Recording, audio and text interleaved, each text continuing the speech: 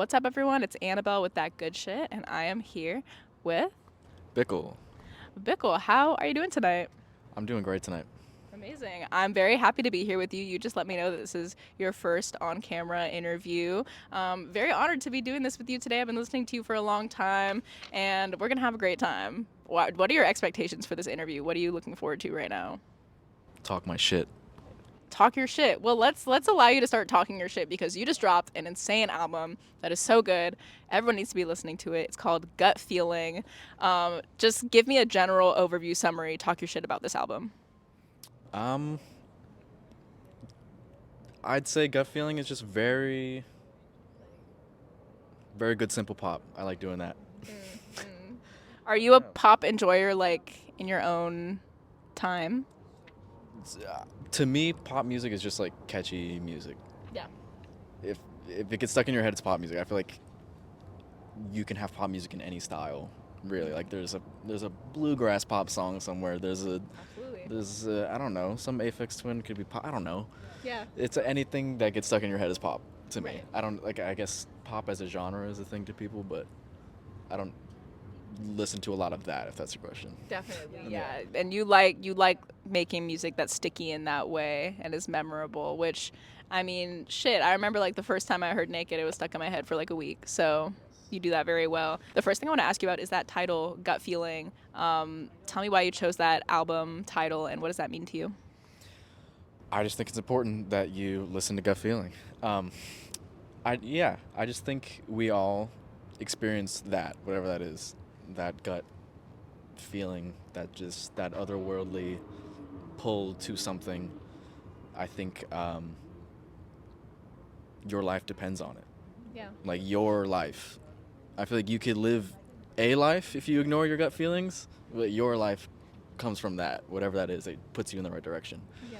I just felt like, I don't know, maybe for a few years I was ignoring that a little bit, and I was like, let's course correct. Here we are.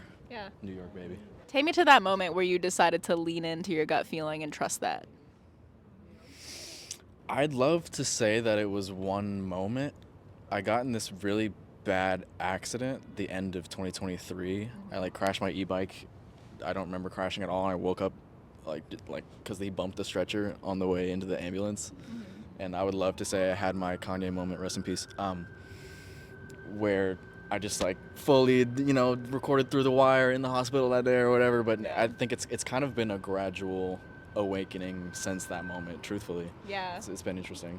How do you feel like your approach to music has changed since you underwent that accident? I'm just a little bit more fuck it. Yeah. A little bit more fuck it. A little bit more fuck it. Yeah. How do you think the fuck it shows up across Gut Feeling? The first sound. Immediately the first sound off Yeah. of it. You're like, oh, this is some fuck it shit right here. You're either gonna turn that off or you're in for the ride. Definitely. I am definitely excited to ask you about a few songs in particular that I really loved on the project. Firstly, actually, before I get into the specific songs, did you produce everything on this project as well? Yes, always. Yeah. Always just me. So we're gonna keep that in mind because the first thing I want to ask you about is a beat. My favorite beat on the project right now is "At Least My Baby Loves Me." I really love that beat. Tell me about the process of producing that track. That song, I have this Yamaha X4500 keyboard that I got at a thrift store. It's got like a mod wheel at the bottom, two speakers on the side. It looks very strange. I got it for $75. They go for like 500 online. Love that thing. A steal. Strange Maneuvers built around a preset on that keyboard. Heartbreak Sedative is built around a preset on that keyboard. I just love that thing. I don't know.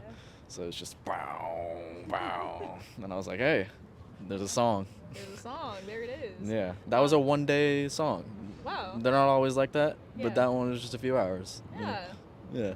What is like on this album the song that took the least amount of time to make and the song that took the most amount of time to make? The most amount of time, probably Something Tells Me. That song was the first song I wrote after I dropped Biblical. That's our old one. I totally forgot about it. And my manager, Tibbs, was like, what about this one? I was like, you know what? You're right. What about that one? Yeah. And so I didn't necessarily work on it for that long, but like I guess it's the oldest one. Put a lot of work into that one. And the shortest one, probably Sunbeam. That was also another one that was just like hour or something like that. Yeah, a quick one. Yeah. Do you notice any difference in the songs you make quickly versus the songs that take a long time? I don't know. That's a good question. I think I used to worship the ones that came quicker. You hear people a lot talk about the stuff, first thought, best thought, like the stuff that comes right. If you're not thinking about it too much, is usually the best. But a song like Naked of mine, I worked on that song for like a whole year. Yeah. Like, it's weird because I did worship things that went quick, but the things that have actually gone for me have kind of proved that wrong. Weirdly, it's interesting. So I don't know. Yeah. I don't know what to make of the difference between the two. It's just different processes. Yeah, no, very different processes. It all makes great music, so they both work. Cry on the Dance Floor was one of the earlier songs off the project, one of the singles, and really love that song. Crying in the Club music, truly. Tell me about the process of putting that one together. That was also a quick one. That was also a pretty quick one. I think Hundo, shout out to Hundo, was over staying at my apartment in New York, in Brooklyn, and he's very into that whole ATL based sound, makes a lot of that, and I was on the way to a studio. I never really work in a studio, so it was unusual that I was going to a studio this day. I was on my way out the door, and he goes like, "Bro, you got FL Studio? I'm fiending."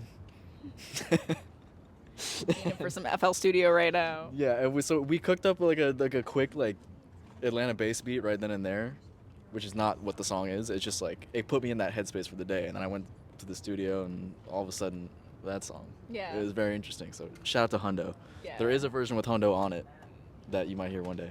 One day we might hear it. He's on it doing the ad libs. Yeah. Already. Hey, hey. Hey, okay, oh yeah, Yeah. the little ad lib moment. Yeah. Maybe we'll get the Hundo remix one day. Next song I gotta ask you about is Roof by the Water Tower. That also was like a real beautiful first listen, and we actually happen to be on a roof by a water tower right now. There's a water tower over there. That song is, I think, one of the most cinematic moments on the album that I really enjoyed. I felt like I was in a movie scene with that song.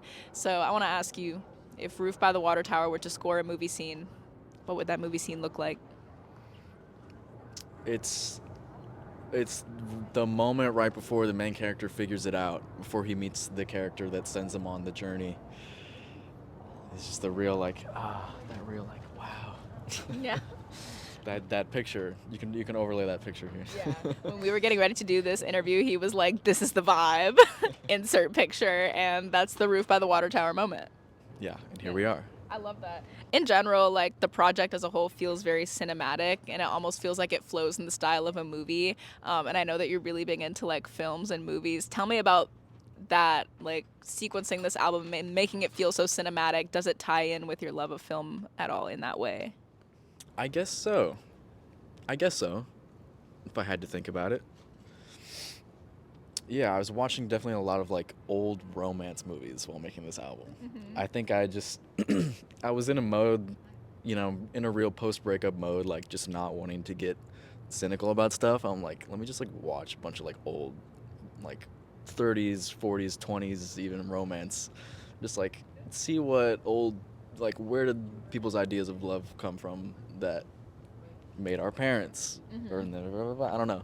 Because every generation learns their ideas through the media of the time, the movies, the certain cultural whoever's. Yeah. Are there any specific movies you would like to shout out that really helped inform the process of making Gut Feeling? I gotta shout out Brief Encounter. I do mention that movie on And Then There's You. That's the most like yearning movie of all time. They're just like, oh. And probably like Love Affair. I'm trying to think. I just watched Say Anything for the first time. Okay. Just these beautiful, just yearning movies. Lots of yearning. Yeah, yearning. I had to get that out of my system. That vibe. I feel like my music lives there a lot. Real eyebrows up music. No, this is like real yearning music, and that's actually another thing I wanted to ask you about is like there is such an interesting balance of intense yearning and also like deep humor in this album, and you're able to manage this like heartbreak, yearning, loss of love while also like getting some jokes off and keeping the energy light. How do you build out that balance? I don't know. I think that's probably just pretty accurate to who I am. I'm kind of a jokester. I'm kind of the class clown kid, Yeah. but a very sincere one. Yeah. I guess what are the jokes to you? What stood out? I think it's just like, oh my gosh, where do I have it? I have a quote written down somewhere. It was the president of Heartbreak got impeached. They just impeached the president of unrequited love. Yes. They got him out of there. Tell me about that. He's gone. Where did he go? This love is being reciprocated now. Mhm. Mhm. He's out of there. That was one of the most interesting lines I've ever heard in a song. I wish I had a more scholarly reason for that to exist. Yeah, I just felt it. Yeah, you felt it and you made it happen. But yeah, like I really enjoyed that. Like definitely a lot of stories of like love, heartbreak on this album, and then it still manages to keep like a light and fun energy a lot of the time. Also paired with like your very bright and like fun production. So I enjoy that kind of like juxtaposition. I have some more technical like music questions of like putting this album together. So tell me about how you went about your choice of microphones on this project. Specifically, I heard you like reverse engineered headphones as your microphone on this album. Is that true? Tell me about that. That was something I was trying for the first time. I learned that you can turn any speaker or any device that plays sound into a microphone if you just plug it into the input. Right. And I was like, that just sounds fake. So I tried it. And how does it even work that way? It just reverses the signal. Instead of pushing out sound, it will take it in. It's now a microphone. Right. That just sounds too simple to be correct, but it is. And I tried it for the first time on the song What Do You Want Forever? I was recording it in like a closet in my parents' apartment in Georgia. I had the headphones, so I had no mic stand. It was kind of served a practical purpose. Right. I was like, I just didn't have enough room. I didn't have a mic stand. I was like, well, I got these. Put it on here. I look like a, I don't know, hyperpop Bane or something like from Batman. Headphones here. Recording into the tape machine here. iPhone getting the room. Mm-hmm. I'm playing and singing at the same time, which is new for me. I've never done that. Yeah. That's just, as being a more electronic producer type of dude, like it's funny that's like novel for me to be doing. That's just kind of like how music was made before. Yeah. But there's also weirdly AI on that song. Is there? Yes. How so? So I play and sing the song at the same time on guitar and vocals, and there was a take where my vocal was really good, and there's a take where my guitar was flawless-ish. There's some whatever going on, but I was like, we have AI now. I can just, like, you could hear everything in all the mics because I'm playing and singing at the same time. But now that we have AI, I can just take my voice out of the good take, take my guitar out of the other take, place them on top of each other, and you can kind of hear like the ghost of the other takes in it and the weird AI artifacts. But I kind of like it. Yeah. It's kind of cool.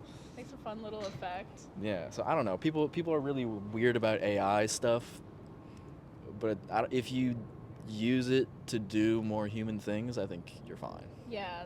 I feel like across music history, there's always like an advance, and then people are really skeptical about it, and then people use it creatively. Like I always come back to like T-Pain and Kanye with auto-tune, and how at first I remember seeing like on the news and everything, people were saying like auto-tune is cheating, but then people found a really creative way to use it as a tool. So I feel like it's a similar thing for AI as well. Yeah, facts. Yeah. Exactly. I don't think people's real problem is with the technology itself. It's like the lack of taste that it's being used with. Yes. There are lots of musical uses of AI out there that should be illegal, just off taste alone. Yeah. Symbolism. Damn, that's crazy. We're keeping that in there, Yang.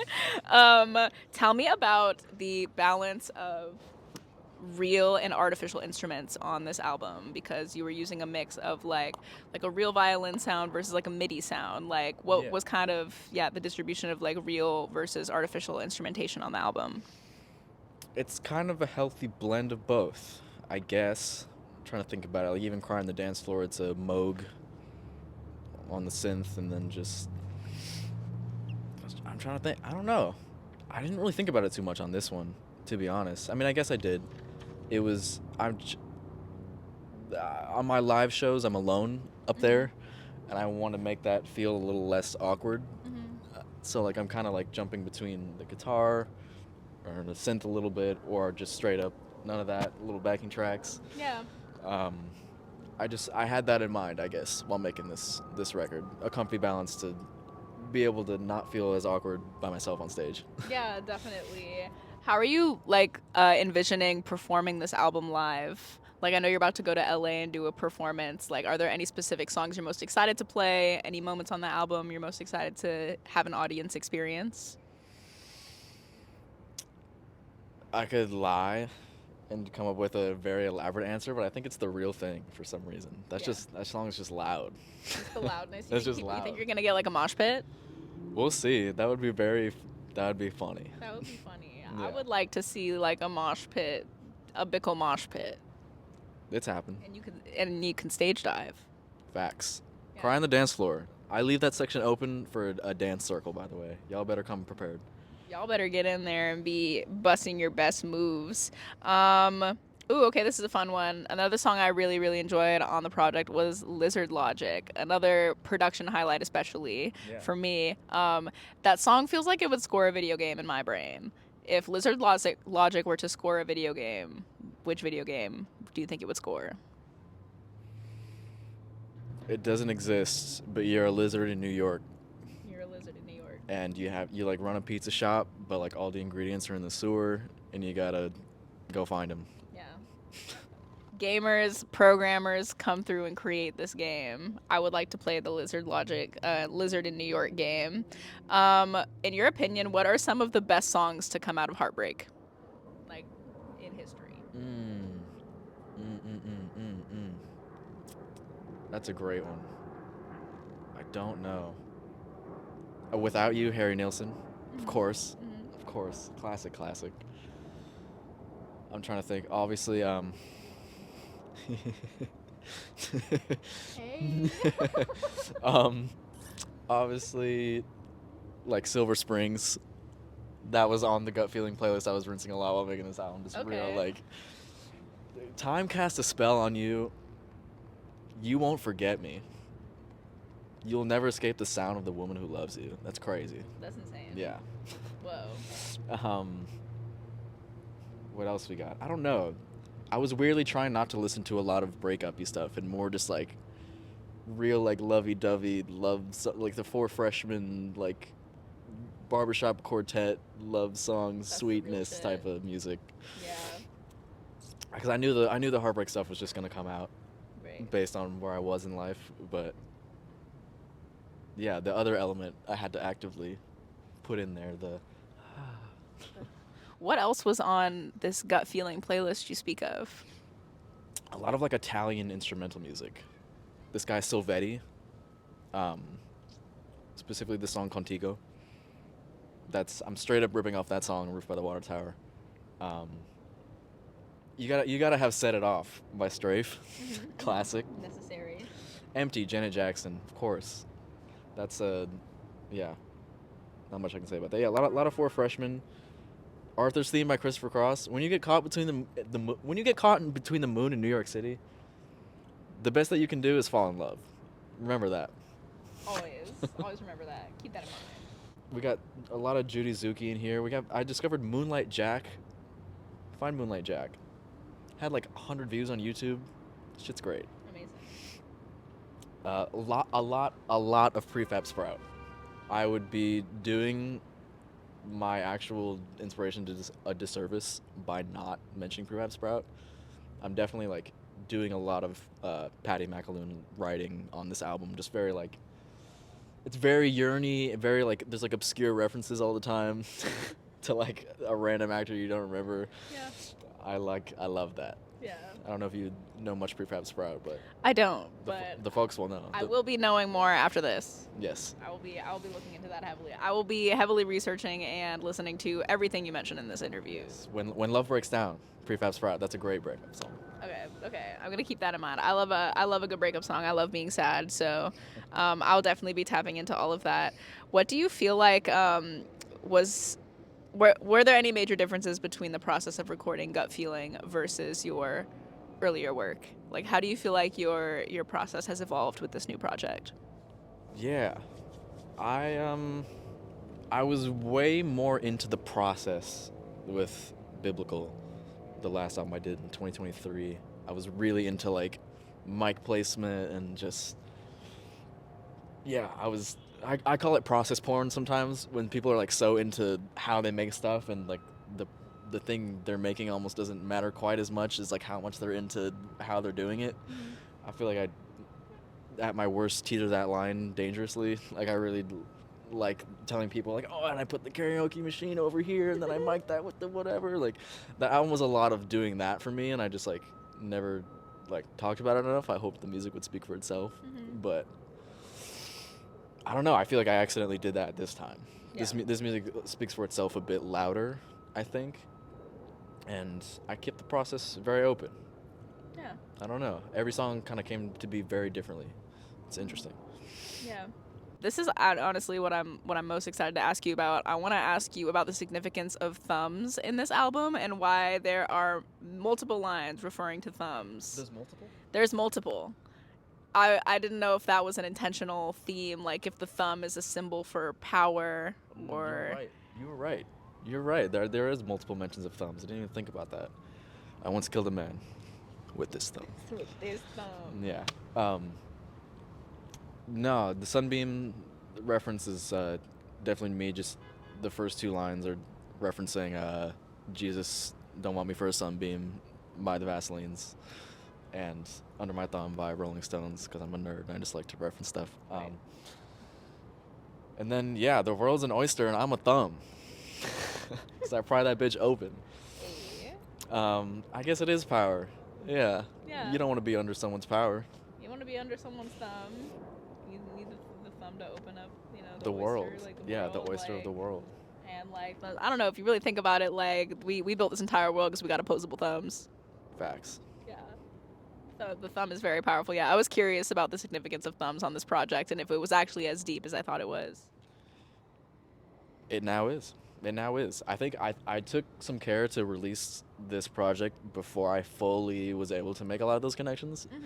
I feel like sometimes there's a danger in sitting on something for so long that you know exactly what it is, Mm-hmm. and then you put it out and you're trying to convince people to see what you saw the whole time. Yeah. There's something beautiful about like kind of making it a collaboration with an audience. Like Totally. people get kind of show you what it is too, and you're like, you know what? Yeah, it is that. I didn't even think about that. Yeah, it's cool how, like art can change over time and like you can learn new things about it even after, like years after you've made it and you didn't even make that connection. Are there any other theories or connections your friends or fans have made that you didn't see at first yourself? The cover arts of Biblical and Gut Feeling. Mm-hmm. I'm like being blinded by a light, and then you see the new cover art next to it, big bright light of me and this lady. I don't know. It seems like my friend Chuck Sutton, amazing. Love Chuck. He was like, you're like he's like. It looks like young you is like blinded by the sauce of today's you. Whoa! I actually totally see that. Yeah, shout out to Chuck. You're on all like new sauce levels never seen before. Yeah, sure. Yeah. Speaking of sauce, who is this lovely, lovely person joining us behind us? Who is this? This is my muse. This is Miss Moment Miss Moment. because you can't miss the moment. Because you can't miss the moment. We're not doing that. Yeah, never ever. Yeah, she's got a message for us. It says, "Listen to Gut Feeling." Listen to Gut Feeling. Right on that gut. What is her involvement in the Gut Feeling universe? I think you just feel her. You know it. You know she's there. Yeah.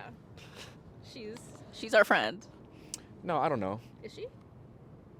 Yeah, Yeah? she is. She's cool people. She's my creative director, so yeah. Oh, she's, cool. She's yeah, cool. yeah. No, I really love your work. Like, I'm really a fan. Yeah. For anyone out there who's watching this who has not yet listened to Gut Feeling, what are the ideal conditions for the first listen? Where should you be? What should you be doing? Be by yourself in the nighttime and just ready to take a few deep breaths, and and and sit with that. Maybe be somewhere you can stand up a little bit. Dance around, It might perhaps? compel you to do that, or just lay down and yearn. This album is a safe space for yearning. I don't think it is an emotion we roll our eyes at a lot or feel like goofy about. I tried to create a space where we can just for a good 35 minutes. Yeah, no, I think the world needs more of that. Have you been a yearner your entire life? I think so. I don't even know where it comes from, but I don't know. Like, yearning is over, abundance is in. 2025, 2026, and beyond. But this is how we get there. Yeah. Gut feeling. This is how we get there. I think gut feeling is here to normalize yearning and push yearning into back into the mainstream, back to where it's acceptable to yearn in public in daylight hours. We're gonna see people outside on their knees like, ugh. We all do it. We all think we have everything because we have this, but we're also like, I don't know. Option paralysis is a thing. Option paralysis is definitely a thing. We feel like we have so much of everything out there, but there's so much we want still. It's like, it's just a constant state of Constant state of yearning. There can never be enough. Yeah. Especially when it comes to yearning for love, because especially in this world, like you can have everything, but like when it comes to like yearning for love, like that's just a whole different story. Facts. Facts, yeah, big facts. Well, Bickle, this has been a lovely conversation. I really appreciate you for taking the time to talk about gut feeling, and just like thank you in general for everything you do. Like I'm such a fan of your music, and I know so many people really connect with what you create. There's really no one out here that sounds remotely like you, and it's so cool to watch you build such a unique world with who you are. So just all that, like, really appreciate you. And is there anything else you would like the people to know about Bickle? I love you. No. Yeah, good. Pop music. Let's change it. Hey, absolutely. Cool. That's all I got for you. Oh, yeah. Cool. Thank you. Great. Appreciate it.